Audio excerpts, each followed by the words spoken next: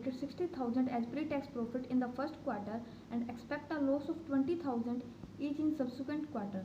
जो कंपनी ए वो 60,000 का प्री टैक्स प्रॉफिट मान के चल रही है फर्स्ट क्वार्टर में और 15,000 का लॉस होगा उसे सब्सिक्वेंट क्वार्टर में, मतलब सेकंड, थर्ड और फोर्थ क्वार्टर में. It has a corporate tax slab of 20% on the first 20,000 and annual earning on annual earning and 40% on all additional earning. Calculate the amount of tax to be shown in each quarter. तो ये बोल रहा है इसकी जो corporate tax slab बना वो 20% है फर्स्ट 20,000 है उस पर, और 40% जो भी एडिशनल आएगा 20,000 के अलावा तो उस पर लगेगी. Calculate the amount of tax to be shown in each quarter. जो एक्सपेक्टेड टोटल इनकम है, देखो अपना जैसे 60,000 फर्स्ट क्वार्टर में था और आगे जो 3 क्वार्टर है ना, उनमें लॉस है, तो 15,000 इंटू 3 माइनस कर देंगे 60,000 में से, तो 15,000 अपना एक्सपेक्टेड टोटल इनकम बच गया. अब एक्सपेक्टेड टैक्स क्या होना चाहिए एज पर स्लेब अपने, मतलब देखें तो 15,000 की अपनी इनकम है ना, टोटल इनकम तो इतनी बची लॉस को माइनस करने के बाद, और स्लैब क्या था 20,000 तक, 20% था, तो 15,000 पे 20% आएंगे तो 3,000 आ गया. अब अपने इसमें कैलकुलेट करते हैं average annual income tax rate. ये जो रेट कैलकुलेट करते हैं ना, यही आगे टेबल में काम आती है. तो 3,000 अपना एक्सपेक्टेड टैक्स है, expected tax divided by expected total income करेंगे तो 3,000 डिवाइडेड बाय 15,000 तो 20% आ जाएगा. अपने क्वार्टर 1, क्वार्टर 2, क्वार्टर 3, क्वार्टर 4 के प्रॉफिट एंड लॉस लिखेंगे बिफोर टैक्स. तो 60,000, 15,000, 15,000, 15,000 लिख दिया. अब टैक्स चार्ज क्रेडिट है तो उसको नेगेटिव में लिख देंगे. तो 12,000, अब इस पर 20% अप्लाई करेंगे तो 60,000 का 20% 12,000 और बाकी 15,000 का 20% 3,000 आ गया. तो ये हो गया अपना amount of income tax expense to be reported in each quarter. ठीक है, जो अपना टैक्स चार्ज टैक्स क्रेडिट आया. Illustration 2. ABC limited present interim financial report quarterly. On 1/4/2001, ABC Limited has carried forward loss of 600 lakh for income tax purpose for which deferred tax asset has not been recognized. ये बोल रहा है कि ABC Limited है ना, वो अपने को दिखा रहा है कि जो फाइनेंशियल रिपोर्ट है क्वार्टरली बनानी है अपने को, मतलब प्रेजेंट कर रहा है वो ऐसे. तो ऑन 1/4/2001 को क्या है ABC Limited कैरी फॉरवर्ड किया 600 लाख का लॉस इनकम टैक्स पर्पज के लिए, जिसके लिए डेफर्ड टैक्स DTA नहीं दिखाया गया है. ABC Limited earn 900 lakh in each quarter ending 30/6/2001, 30/9/2001 और 31/12/2001. ठीक है. And the amount of tax expense to be reported, अपने को कैलकुलेट क्या करनी है टैक्स एक्सपेंस की अमाउंट, और जो इनकम टैक्स के रेट है वो है 40%. तो इसमें अपने क्या करेंगे, अब अपने को पता है 900 लाख हर क्वार्टर में अर्न करेगा वो, तो 900 इंटू 4 करेंगे तो 3600 लाख होता है. 3600 में से 600 लाख को माइनस करेंगे तो 3,000 लाख है वो अपनी एक्सपेक्टेड वैसे टोटल इनकम आ जाएगी. ठीक है, तो वो कितनी आएगी एक्सपेक्टेड टोटल इनकम में 3,000 लाख. बट अब अपने रेट निकालनी है तो रेट इसने हमने को बता दिया यहाँ पे कितनी है 40% है, मतलब स्लैब रेट तो 40% है. तो स्लैब रेट है वो अपने 3,000 पर लगाएंगे क्योंकि 600 तो वो तो अपना लॉस था, तो 3,000 इंटू 40% करेंगे तो 1,200 लाख आ गया. अब अपने जब एवरेज एनुअल टैक्स रेट निकालेंगे ना, तो उसमें क्या करेंगे 1,200 तो अपने इनकम है, सॉरी टैक्स है, टैक्स ठीक है, टैक्स एक्सपेंस वाला है, और जो 3,000 है वो अपना लॉस को माइनस करने के बाद था. लेकिन लॉस तो कैरी फॉरवर्ड हुआ है बट अपनी इनकम तो 3600 थी ना क्वार्टर की, तो 1200 बाई 3600 करेंगे, बस यही पॉइंट देखने वाला है. 1200 बाई 3600 करेंगे तो अपना 37.33% आ जाएगा. तो tax expense to be shown in each quarter कितना आ जाएगा 900 अपनी इनकम थी तो उस पर रेट लगाएंगे तो वो अपना 300 लाख आ जाएगा. इससे अपने जैसे टेबल बनाते थे वैसे भी दिखा सकते हैं 900 करते है ना. टेबल में कैसे दिखाएंगे 900 900 900 और क्वार्टर 4 का भी 900, इस पर टैक्स एक्सपेंस की रेट लगा देंगे 33.33%, तो 300 लाख 300 लाख 300 लाख आ जाएगा. Illustration 3. Innovative corporation private limited जिसका ICPL is dealing in seasonal product and the sales pattern of the product quarter wise is as under during the financial year 2001 और 2002. तो क्वार्टर 1 का बता दिया, क्वार्टर 2 का बता दिया, क्वार्टर 3 और क्वार्टर 4 का कब एंड हो रहा है वो बता दिया अपने को. ठीक है, 10%, 10%, 60% और 20%. For the first quarter ending on 30 June 2001 ICPL has provided the following information. तो सेल्स है उसकी 70 करोड़, एम्प्लॉय बेनिफिट एक्सपेंस है 25 crore, administrative and other expense है 12 करोड़, फाइनेंस कॉस्ट है 4 करोड़. ठीक है, तो अपने वैसे देखेंगे तो इसकी इनकम देखेंगे तो 70 माइनस 25 माइनस 12 और माइनस 4 तो अपना 29 करोड़ आ जाएगा. ठीक है. ICPL while preparing interim financial report for first quarter want to defer 60 crore expenditure to third quarter on the argument that the third quarter is having more sales, therefore third quarter should be debited by more expenditure. इसका मतलब ICPL क्या कर रहा है, ये बोला कि first quarter में जो हो रहा है ना, मतलब इसका इंटरिम फाइनेंशियल है ना, जो डेफर करना चाह रहा है 16 करोड़ जो एक्सपेंडिचर है थर्ड क्वार्टर में, तो ऐसा पॉसिबल नहीं है, क्योंकि अपने एक्रूअल बेसिस पे दिखाते हैं कि जिसमें होता है, जिस क्वार्टर में जो भी होता है एक्सपेंसेस वगैरह, तो उसी में दिखाते हैं अपने। तो considering the seasonal nature of the business and that the expenditure are uniform throughout all the quarter, calculate the result of first quarter as per Ind 34 and comment on the company's view.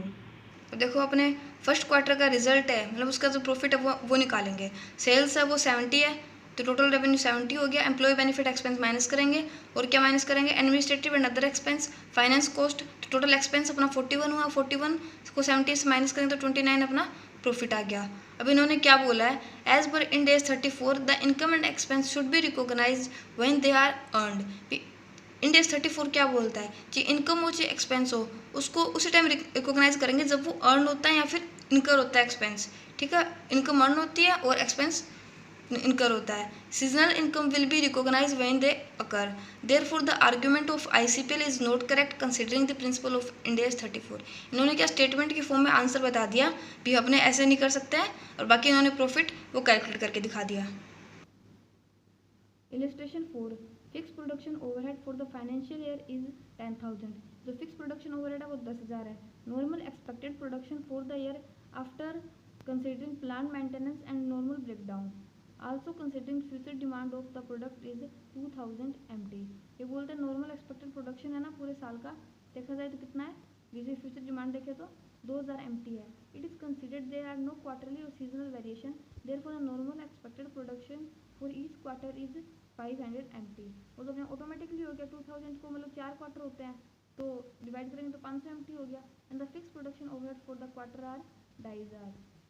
अपने को data दिया है actual production कितना achieve हुआ, तो first quarter में 400 MT, second quarter में 600 MT, third quarter में 500 MT और फोर्थ क्वार्टर में 400 MT। टोटल में कितना है 1900 हुआ। वैसे होना तो 2000 चाहिए था। Presuming that there are no quarterly और seasonal variation, calculate the allocation of fix production overhead for all the 4 quarter as per Ind AS 34, read with Ind AS 2 will the quarterly result affect the annual result. तो अपने को पूछ रहा है कि quarterly जो result है वो एनुअली रिजल्ट को अफेक्ट करेंगे क्या। अब सॉल्यूशन में पहले थ्योरी लिखी है। If it is considered that there is no quarterly और seasonal variation, therefore normal expected production for each quarter is 500 MT and ये अपने को देखा नॉर्मल एक्सपेक्टेड प्रोडक्शन तो अपना 500 MT होगा क्वार्टर में, और फिक्स प्रोडक्शन ओवरहेड होगा 2,500। Fix production overhead to be allocated per unit production in every quarter will be 5 rupees per MT। तो आपको देखना है 5 रुपीज़ पर MT कैसे है, तो पहले अपने 5 रुपीज़ MT कैसे है वो देख लेते हैं। तो इसने जो लाइन लिखी थी ना 5 rupees per MT per unit, वो कैसे है वो देखते हैं। तो देखो फर्स्ट क्वार्टर में अपना फिक्स प्रोडक्शन ओवरहेड कितना होना चाहिए था 2,500, और यूनिट कितनी होनी चाहिए थी, है ना, प्रोडक्ट 500, तो 2,500 को 500 से डिवाइड करेंगे तो 5 रुपये पर यूनिट आ जाएगा। सेकेंड क्वार्टर में ये क्या होता है, ये जो होता है ना ये ईयर टू डेट चलता है। ठीक है, ईयर टू डेट मतलब पूरे ईयर में स्टार्टिंग से लेके अब अभी तक जहाँ पे पहुँचे वहाँ तक चलता है। तो सेकंड क्वार्टर में क्या होगा, 2,500 प्लस हो गया तो 5,000 हो गया।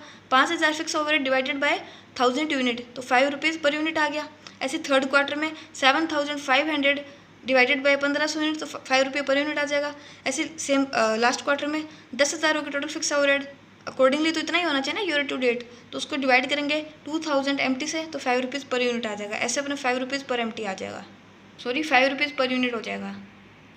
अब इसने टेबल में कैसे दिखाया, फर्स्ट क्वार्टर अलोकेशन कैसे किया है। Actual fix production overhead 2,500, fix production overhead based on allocation rate of 5 rupees per unit. अपने निकाला था 5 रुपीज़ पर यूनिट कैसे आया, 2,500 डिवाइडेड बाय 500, तो अलोकेटेड टू एक्चुअल प्रोडक्शन कितना था 400 MT था, तो 5 × 400 2000 कर देंगे। अब देखो अपना 2000 है, लेकिन अपना एक्चुअल में फिक्स प्रोडक्शन ओवरहेड कितना होना चाहिए था 2,500, तो unallocated fix production overhead to be charge as expense as per Ind AS 2 and consequently as per Ind AS, जो 500 है ना वो अपने P&L में चार्ज कर देंगे।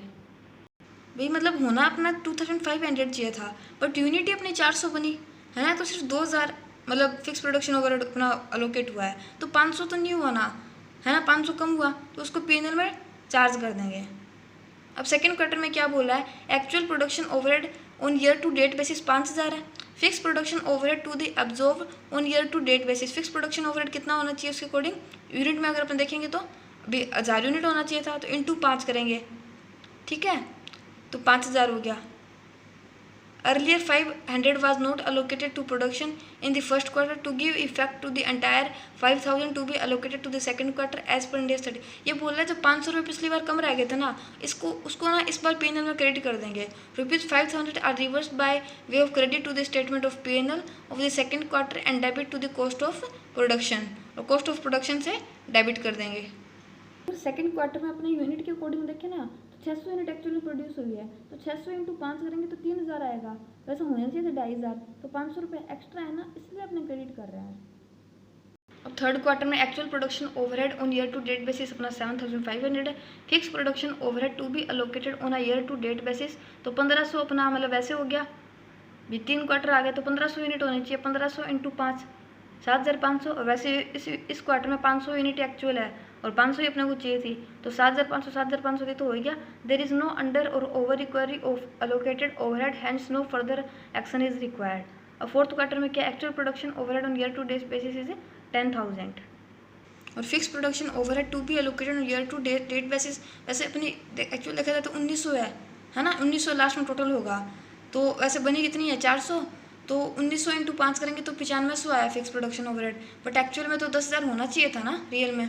तो अभी क्या होगा देखो, 2500 माइनस करेंगे 400 यूनिट का 5 रुपये के हिसाब से, तो 500 रुपये अपना मतलब unallocated fix production overhead in the first quarter are to be expensed off as per the principle of India's 2। 500 रुपये इस बार फिर से मतलब अपना क्या रह गया, कम रह गया, तो इस बार फिर से इसको चार्ज कर देंगे P&L में। Unallocated production overhead for the year 500 are expend statement of P&L। जो अपने साथ हुआ था ना फर्स्ट या सेकंड क्वार्टर में, कौन सा में कम हुआ था, तो वही सेम स्टेटमेंट यहाँ पे लिख देंगे।